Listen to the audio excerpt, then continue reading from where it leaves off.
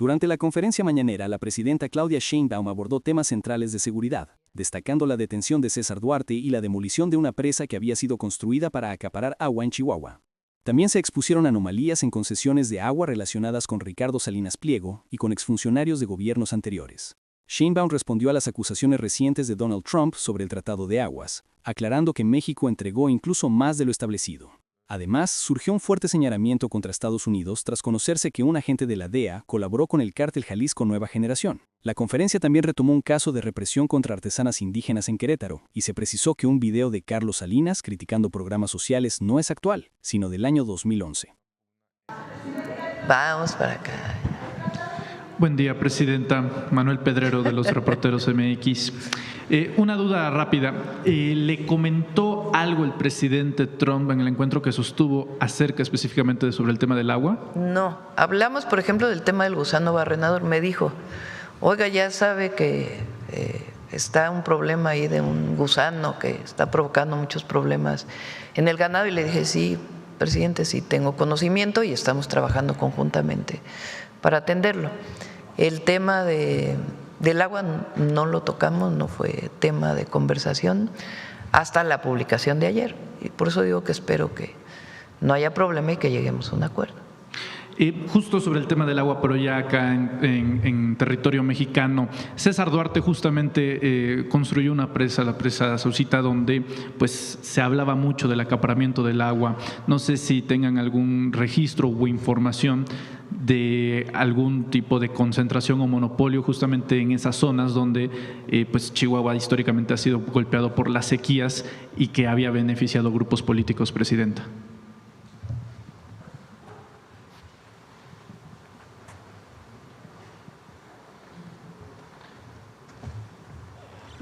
Bueno, buenos días. Con su permiso, Presidenta. Efectivamente, en Chihuahua se tenía o se tiene una complicación de sobreexplotación bastante severa. Uno de los elementos que se han dado a conocer en este espacio es que el exgobernador en su periodo construyó una presa. Esta presa almacenó, retuvo, acaparó alrededor de 700,000 metros cúbicos. Esto privó de agua a las comunidades que se encontraban aguas abajo y también a pequeños y medianos productores. Entonces, en este caso se levantó una denuncia, el juez determinó que se demoliera la presa. Esta actividad la realizó la Conagua hace algunos meses y eso está restablecido y de eso se deriva una denuncia que pues continúa su curso. Además, hay algunos otros elementos que estamos revisando de acaparamiento. Se está haciendo una revisión para tener un ordenamiento de todas las concesiones en Chihuahua. Aprovechando la presencia del titular de Conagua. Sí, aprovechando la presencia de usted, titular, y también para plantearlo a la presidenta Claudia Sheinbaum, el periodista César Huerta de Paul Le Monde liberó una investigación en donde se acredita que el señor Ricardo Salinas Pliego pues hace uso también de las concesiones de agua, precisamente con el río Chalma, donde usa una buena parte de ella, incluso en el estado de Nayarit. Estas concesiones estarían abasteciendo a Banco Azteca y hay un ángulo interesante y es que su hermana Esther Salinas Pliego también está involucrado en el negocio del agua, pero a través de las embotelladoras. Preguntar si esos asuntos se encuentran en orden, si no han detectado irregularidades, ya que pues otorgar una concesión para usarlo con otros fines pues no estaría dentro de la ley. Bien, son dos cosas que comentar. Uno, también en el caso de Chihuahua, complementando, tenemos un caso de un funcionario que durante el periodo del presidente Fox, varios casos, pero son algunos del presidente Fox y otros del presidente Peña, fungían como funcionarios de la propia Comisión Nacional del Agua y se otorgaron a sí mismos o a algunos familiares alrededor de 150 títulos de concesión, que estos 150 títulos de concesión concentran o acaparan alrededor de 47 millones de metros cúbicos Es una cantidad enorme que podría abastecer a muchísimas comunidades. Y son casos que también estamos revisando en cuanto al acaparamiento, además de algunas otras obras de retención que se han realizado sin ningún tipo de permiso.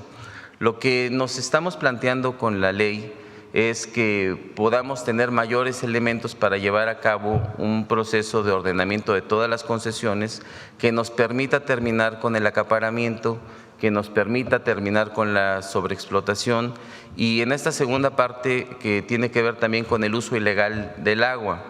Hemos estado revisando 536,000 títulos de concesión, que es la totalidad de los títulos que se tienen, y efectivamente hemos detectado que una gran cantidad de títulos que fueron otorgados, por ejemplo, para el uso agrícola, como lo hemos comentado en este espacio, están siendo utilizados de una manera ilegal en campos de golf, en algunos complejos deportivos. ¿Como en Huatulco? En algunos complejos, por ejemplo, industriales.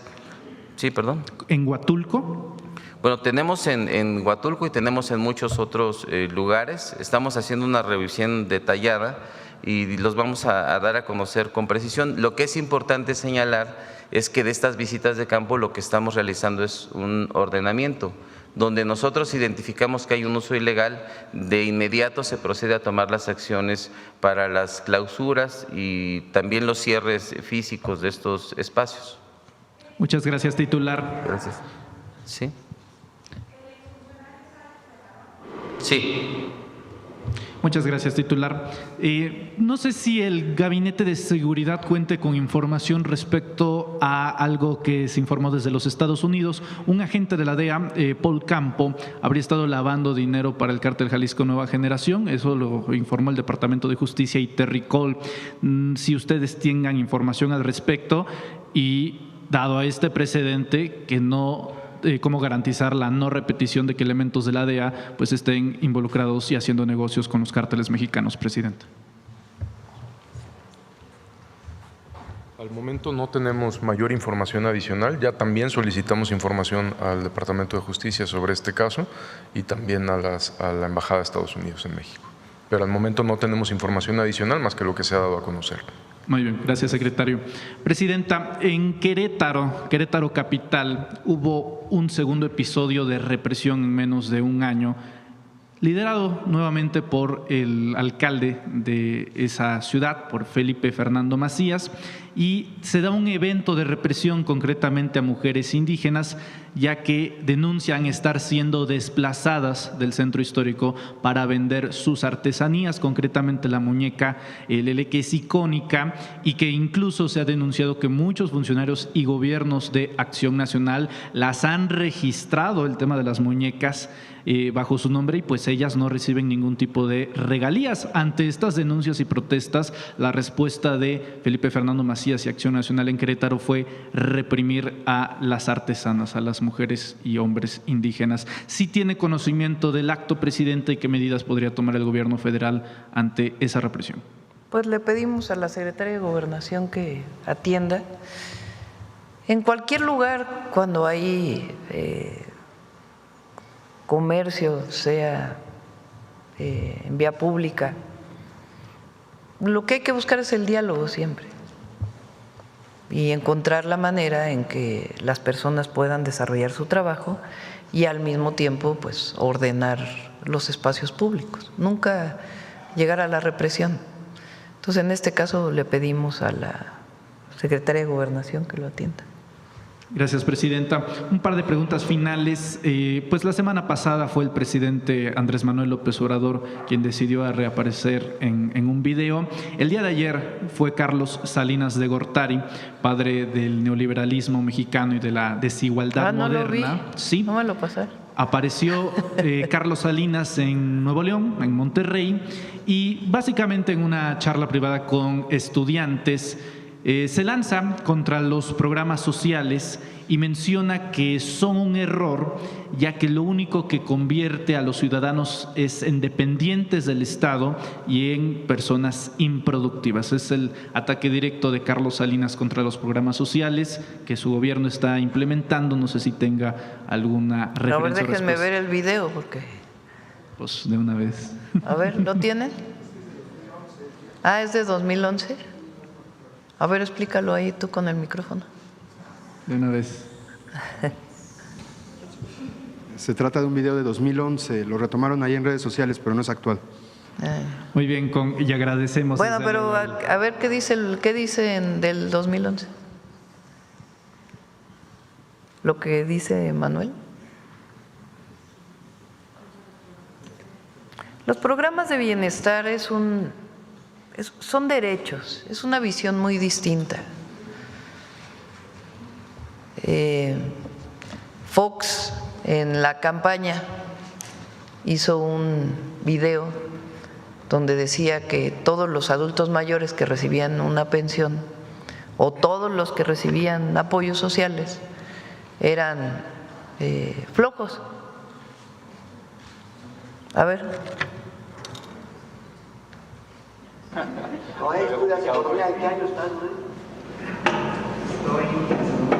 Segundo semestre de economía está Noé y su pregunta se refiere a los programas sociales y dice, ¿qué opinan los programas sociales en México y su falta de focalización como programa?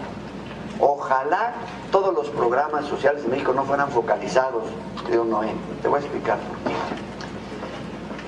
La focalización lo que quiere decir es que se dirige específicamente a individuos a los cuales se busca darles un apoyo para mejorar su alimentación, su sustento, garantizar que acudan a la escuela y también la atención a la salud. Eso está bien.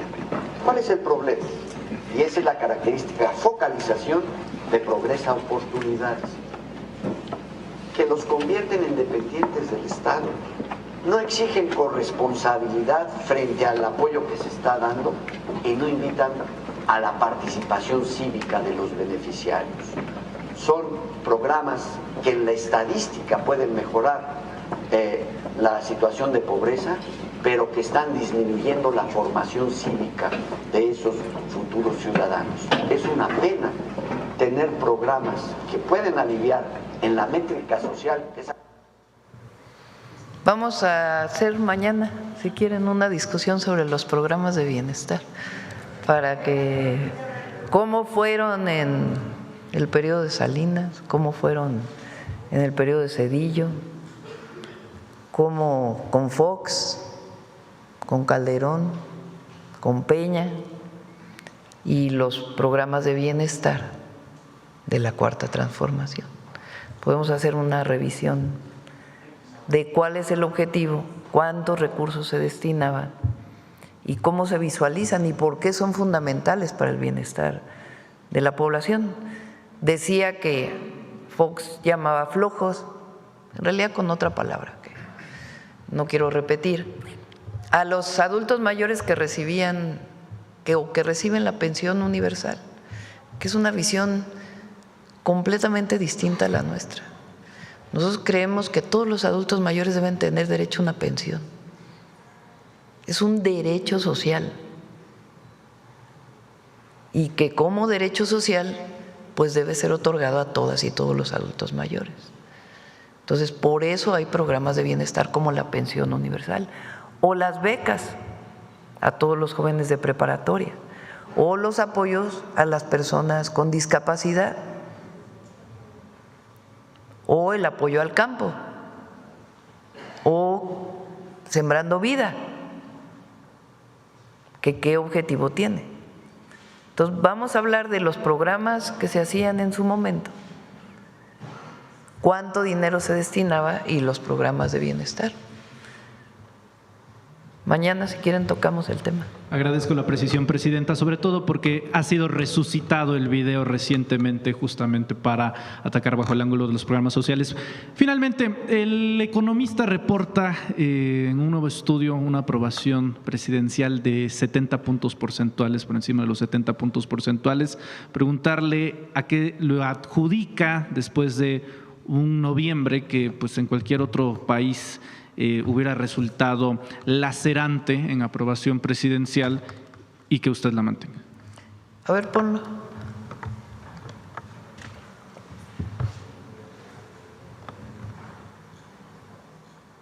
No sé si leyeron hoy a los comentócratas. ahí se los recomiendo porque a veces es bueno leerlos, estar enterado, pero no irse con la finta, ¿verdad? Porque dice, la terrible desaprobación que tiene la presidenta de la República. ¿Cómo ha perdido apoyo popular la presidenta?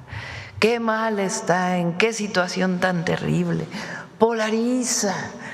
Está terrible el país porque la presidenta cada vez tiene menos apoyo. Y luego sale la encuesta de Mitofsky, que por cierto era de los que no nos daba tanto cuando el 24, con la elección del 24. Junto con otras encuestas, ¿no? Salió una en El Heraldo, salió una en… El viernes que no estuve aquí salió en El País, ¿no? De 74% de ENCO. Esto es porque nosotros no traicionamos lo que pensamos. Porque hay consecuencia, hay consistencia. Si nosotros llegáramos a traicionar lo que dijimos en campaña, o llegáramos a traicionar nuestra historia, o los principios que nos guían en la Cuarta Transformación, entonces sí, caería la aprobación. Decía Krause el otro día, por favor que ya no haya mañaneras. Imagínense qué haríamos sin la mañanera, pues eso es lo que les gustaría, ¿no? Que no tuviéramos derecho de réplica. Entonces, la mañanera nos ayuda a informar nuestro punto de vista, nuestra perspectiva, la información clara de los datos y también pues el debate político que tiene que haber en el país y que es bueno que haya. Pero la aprobación, pues esa es por no traicionar. Y además nunca vamos a traicionar, nunca. Y la gente sabe que trabajamos de sol a sol por el bienestar de México y de los que menos tienen, porque esa es nuestra misión, ese es nuestro objetivo, por el bienestar de todas y todos, pero principalmente de los más humildes. A eso llegamos y eso es lo que estamos haciendo. Por eso hay la aprobación de la gente. Si no, pues ya la propia gente ya nos hubiera quitado su apoyo. Y hay que seguir informando. Por cierto que lo que aparece hoy en Reforma contra Altagracia Gómez, sale de que hay corrupción y que hay contratos especiales con Minsa, que es la empresa, una de las empresas que ella representa, y que hubo un contrato especial y que hay conflicto de interés y demás.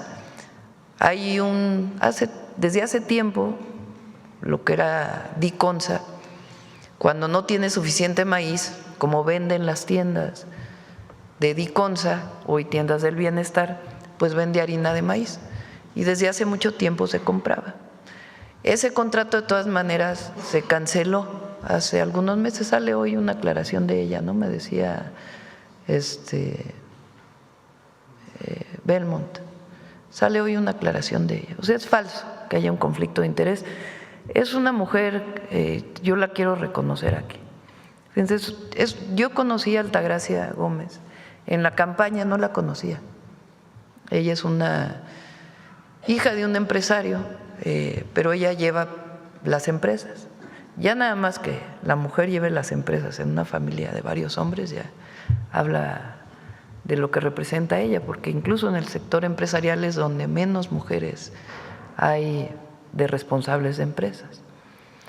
Ella es una mujer muy joven y yo la conocí en campaña porque llegué a Guadalajara y fue a un evento y me llamó la atención porque pues iba en un coche, después se subió a la camioneta donde nosotros íbamos. Justo estaba el tema de que los precios del maíz estaban muy altos por la guerra en Ucrania. Y entonces le pregunté, ¿por qué si México es autosuficiente en maíz blanco, dependemos del precio del maíz internacional? y me dio una cátedra como de 1 hora de cómo es que a partir del tratado el precio está en Chicago, de qué significa el maíz blanco, qué significa el maíz amarillo. Y entonces ahí yo dije, esta mujer sabe muchísimo y nos ayuda muchísimo. ¿Qué hace ella? Sencillamente nos ayuda en la relación con distintos empresarios, nos ayuda a traer inversiones a México, no cobra un centavo en el gobierno de México, sino sencillamente ayuda al país, ni siquiera es en particular a la presidenta. Y no hacemos ningún conflicto de interés, incluso… ¿De dónde salió ese? De allá atrás. Incluso ella misma ha dicho, no voy a participar en nada que tenga que ver con contrataciones con el gobierno porque no quiero que haya conflicto de interés, con excepción de este tema donde hay pues 2 empresas que venden harina de maíz, que es Maseca y Minsa. Y entonces cuando hace falta harina de maíz en las tiendas del bienestar, cuando no se puede procesar, pues se compra a estas empresas. Pero no hay ningún conflicto de interés, no hay un tema de corrupción y además ese contrato se canceló. Gracias. Bueno, buenos días a todas y todos. Presidenta, con este tema del agua, ¿qué es lo que cambió, digamos, o por qué este nuevo amago del presidente de los Estados Unidos? Luego que ya se había dado una reunión, una primera reunión, hubo unos primeros acuerdos. ¿Qué pasó? ¿Sí se avanzó? ¿México no cumplió? ¿Cuál es la situación? ¿Por qué el día de ayer nuevamente el presidente de los Estados Unidos pues da este nuevo amago? Pues eso tendría que responderlo el presidente de los Estados Unidos, ¿verdad? Pero está la gráfica de lo que se entregó de agua este año. Es mucho más agua de la que se había entregado en años anteriores. ¿Por qué? Pues porque había agua, porque teníamos la posibilidad de entregar más agua. Y ahora, para poder cumplir con el tratado, pues tenemos un acuerdo y se van a hacer una serie de propuestas para poder entregar agua de aquí a diciembre y otra que venga en los siguientes años, que no ponga en riesgo evidentemente a la población y a la producción agrícola en México, pero que también podamos ayudar a los Estados Unidos. Entonces, yo confío en que podamos llegar a un buen acuerdo. A propósito que hablamos ahora de la relación con Estados Unidos, quisiera preguntarle un poco cómo vivió el fin de semana su gira por allá. ¿Qué fue lo que pasó? ¿Por qué no se dio finalmente un encuentro bilateral con el mandatario? Si estaba, digamos, de alguna forma pues, sobre la agenda, se planeaba, si se tenía considerado. ¿Qué fue lo que pasó? ¿Por qué no se logró? Él decidió que fuera una reunión trilateral, no tenía mucho tiempo. Entonces decidió que mejor fuera una reunión entre los 2 presidentes, el presidente de Estados Unidos, su servidor, y el primer ministro de Canadá. Entonces tuvimos la reunión trilateral, después se planteó la posibilidad de que incluso pudiera ir yo a la Casa Blanca, pero él ya tenía su agenda muy llena, entonces quedamos de acordar una reunión posterior en la que pueda ir a Washington ya en otras condiciones. ¿Cuándo podría ser esta reunión? No está establecida todavía. ¿De qué dependería, presidenta? Pues de ponernos de acuerdo.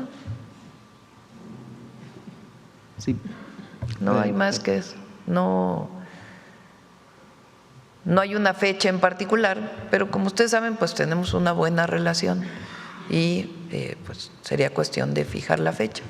Se llegó a un acuerdo de cómo vamos a seguir trabajando en los temas comerciales y vamos a seguir trabajando como lo hemos hecho hasta ahora. Entiendo. El próximo viernes, entiendo, el 11 de diciembre, estaría una delegación de los Estados Unidos de alto nivel de funcionarios de seguridad para dar seguimiento a los acuerdos. Fue lo que nos dijo. ¿Quiénes estarían? ¿Vienen? ¿Quiénes son los funcionarios que vienen?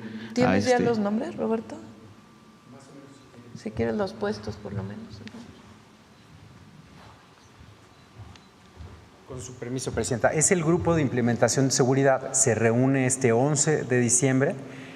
Vienen a la Ciudad de México, porque la vez pasada nosotros fuimos a McAllen, Texas, y vienen funcionarios del Departamento de Estado, encabezados por la subsecretaria para América del Norte de ese departamento. Vienen también del Consejo de Seguridad Doméstica, del Consejo de Seguridad Nacional del Departamento de Justicia, del Departamento del Tesoro, y pues obviamente esperamos que las contrapartes de México también participen. Y me faltó también decir, vienen también funcionarios del Pentágono, es decir, del Departamento de la Defensa de Estados Unidos. Eso es más o menos lo que se espera. ¿Se tiene considerada alguna conferencia de prensa, dar algún anuncio posterior a la reunión? Normalmente salen comunicados conjuntos o por separado, pero poniéndonos de acuerdo en el contenido del comunicado, pero son reuniones de seguimiento al entendimiento que tuvimos con Estados Unidos. Gracias, Presidenta. Quisiera preguntarle, aprovechando que está el secretario de Seguridad, Omar García Harfuch, pues si nos podría dar algo más de información respecto de lo ocurrido en Michoacán el fin de semana con el coche bomba. ¿Qué más información puede darnos, por favor? Muchas gracias. Ahorita los avances, los últimos avances son lo que presentó el fiscal Torres Piña de Michoacán, que lo presentó el domingo. Confirmado, la camioneta viene de Colima. Ahorita no se descarta ninguna línea de investigación, además de lo que ya se informó, porque tomemos en cuenta que donde explota la camioneta, arriba iban 2 personas, arriba de la camioneta. Entonces también ahorita, ya que lo atrajo la Fiscalía General de la República, se abren nuevas líneas de investigación, se van a hacer otros peritajes, pues para determinar exactamente qué pasó, porque no fue un vehículo, digamos un coche bomba que hayan dejado y que después haya detonado, sino hay conductores, hay un conductor y una persona adicional que ingresan, llegan, se estacionan y el vehículo es cuando explota. Secretario, como parte de este plan en Michoacán se han establecido cinturones de seguridad, de blindaje, hay algo de inteligencia que se hace. ¿Cómo es que pudo haber ingresado al estado un vehículo, digamos, con explosivos y demás? Como lo presentamos el domingo anterior, no el anterior, presentamos los avances del plan Michoacán y como siempre lo decimos, cuando presentamos avances no es con una actitud triunfalista de que ya no ocurran hechos violentos. De hecho, el plan Michoacán está ahí, es un plan integral, no solo de seguridad, para disminuir y reducir no solo homicidios, sino estos hechos violentos. Esto es un plan que vamos a continuar fortaleciendo hasta que disminuyan todos estos índices delictivos.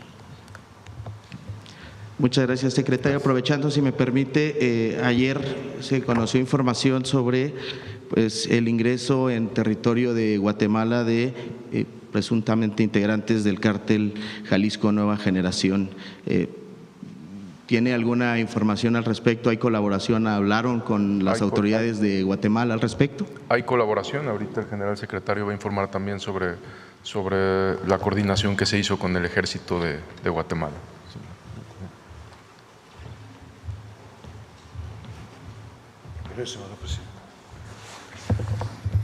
Buenos días. El día de ayer el Ministerio de Defensa de Guatemala emite un comunicado de prensa en donde informa sobre 12 agresiones por parte de un grupo de la delincuencia organizada a personal del Ejército de Guatemala en un lugar denominado Aguasarca, en Huehuetenango. Ahí resultó herido un oficial en un pie. También mencionan en ese comunicado de prensa que se estableció coordinación con la Secretaría de la Defensa Nacional. Y en efecto, se realizan periódicamente juntas de comandantes fronterizos con personal de las zonas militares que tenemos en esa frontera y también con personal del Ejército de Guatemala, específicamente con la 5ª Brigada de Infantería de ese ejército. ¿Qué fue lo que hicieron el día de ayer? Bueno, de inmediato existió un intercambio de información y se desplegó a personal militar en el lado mexicano. Hubo intercambio de información. En esa área operan 2 grupos delincuenciales. Unos pertenecen al cártel de Sinaloa y otro al cártel de Chiapas y Guatemala. Estos grupos actúan en esa línea fronteriza y se desplazan tanto de Guatemala como México y de México a Guatemala. Entonces, eso fue lo que se realizó, y también se estableció que se va a aplicar un plan para realizar operaciones coincidentes a lo largo de la frontera con fuerzas del ejército mexicano en nuestro territorio y también con el personal de Guatemala. Se realizarán ese tipo de operaciones. Inician el día de hoy precisamente y tentativamente terminarían el día 11, o si es necesario se prolongarán el tiempo que se requiera. Por otro lado, también se giraron instrucciones a la región aérea militar del sureste, con sede en Tuxtla Gutiérrez, para que efectúen vuelos de reconocimiento a lo largo de la frontera, del lado, por supuesto, del territorio mexicano. Eso es lo que tenemos. Gracias. Muchas gracias, secretario. Presidenta, aprovechando, y si me permite, y con eso termino, ¿cómo, digamos, ver o analizar lo ocurrido el fin de semana en Michoacán, en medio de lo que estaba pasando acá, el festejo que ustedes denominan el festejo de la transformación, y esta situación con el coche bomba? ¿Cómo lo califican desde el gobierno? ¿Fue una afrenta a lo que están haciendo en el plan en materia del crimen o de combate al crimen organizado? No sé qué es lo que estás implicando con la pregunta, no entiendo muy bien. Pues que si el crimen organizado está pues pretendiendo pues lanzar un ataque directo cuando ustedes están… No tiene nada que ver. Es la situación de Michoacán, los grupos delictivos que hay ahí. No sé, Omar, si quieres platicar cuántos grupos delictivos más o menos hay en Michoacán, para que puedan tener una idea de la situación. Gracias. En este caso no es el primer evento tampoco que se usan explosivos en este año, precisamente en esa zona. Esta es una pugna entre un grupo afín a Cártel Jalisco y a otro grupo que son Cárteles Unidos. Una pugna de dos personas, líderes que están en la zona, muy específicos, que fue una pugna entre ellos, no fue un ataque directo a la policía comunitaria que está vinculado con uno de estos líderes.